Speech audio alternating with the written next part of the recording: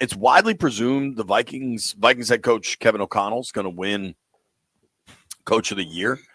I think it's a little bit BS that, much like I think if Lamar doesn't win MVP, it's just because he's already won it a couple times. Yeah, but why is Kevin O'Connell so far in front of Dan Quinn when Dan Quinn took a worse situation?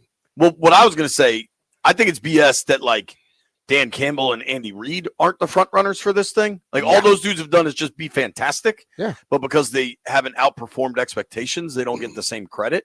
Like, I don't know, Dan Campbell, has everyone forgotten what a wasteland Detroit has been for 100 years? I think people don't realize how tough it is to coach a team that has already had so much success.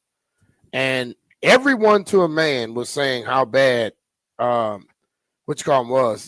this year, Kansas City, as far as offense. Okay. They won 16 games. Right. I think this is kind of interesting. If you think about just the first year head coach hires, I guess it wasn't his first time, but still, this was his first year being the coach here in Washington. Mm-hmm.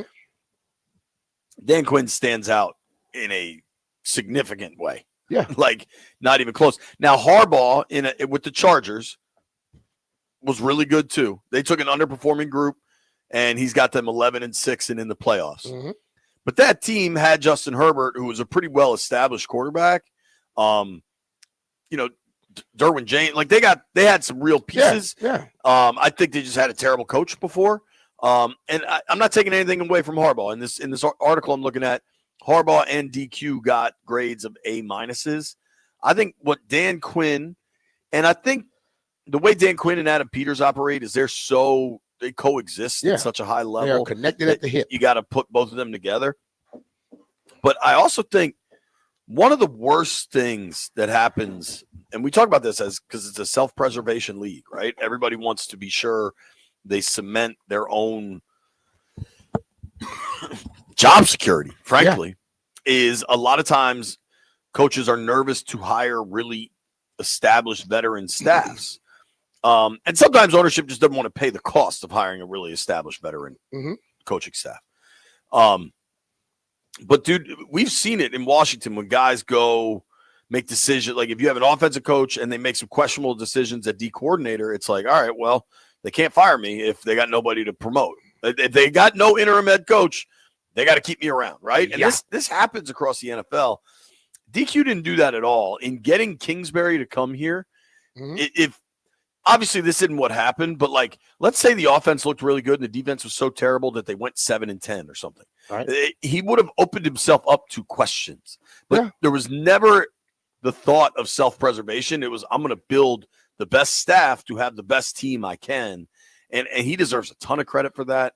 The ability for them to continue to show up in these winning time moments as they discuss. Yeah.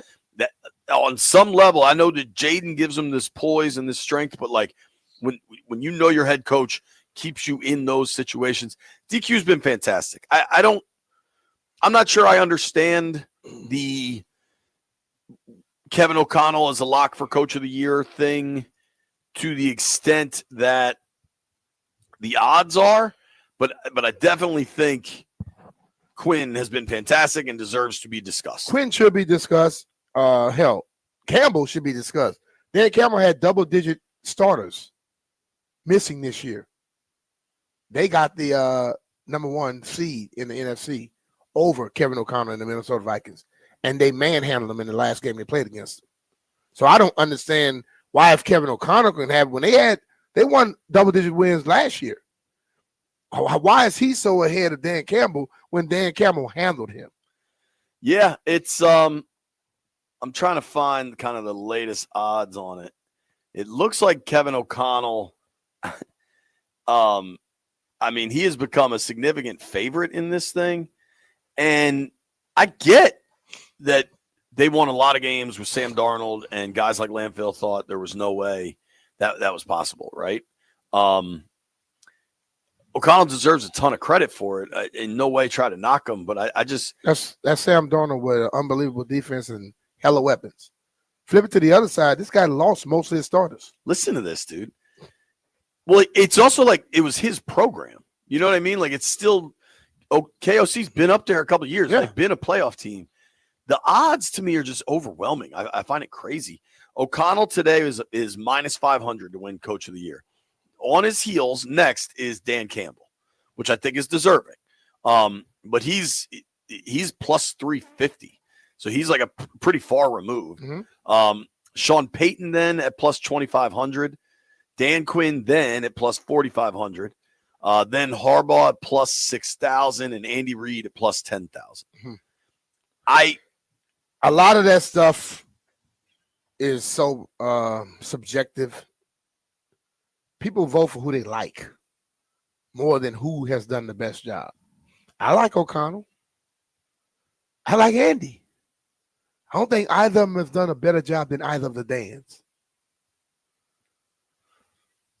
Yeah, I mean, Peyton, it's the second year there. Like, yes, he's winning with a rookie, but it's your second year building the operation you want. Yeah, I've heard people say all these guys have done a good job. I'm not trying to like nitpick. But I've heard people say that, all these coaches, I mean, Peyton is doing it with a rookie quarterback, and they never mentioned Dan Quinn. He has a rookie quarterback. I know. Well, is Jaden playing that damn good that they think he's a veteran? That they don't consider him a rookie? Now, maybe there's some difference because Jaden was the number 2 overall pick and the Heisman Trophy winner. But when Bo Nix was picked, a lot of people were like, yo, what are you doing? This dude can't play.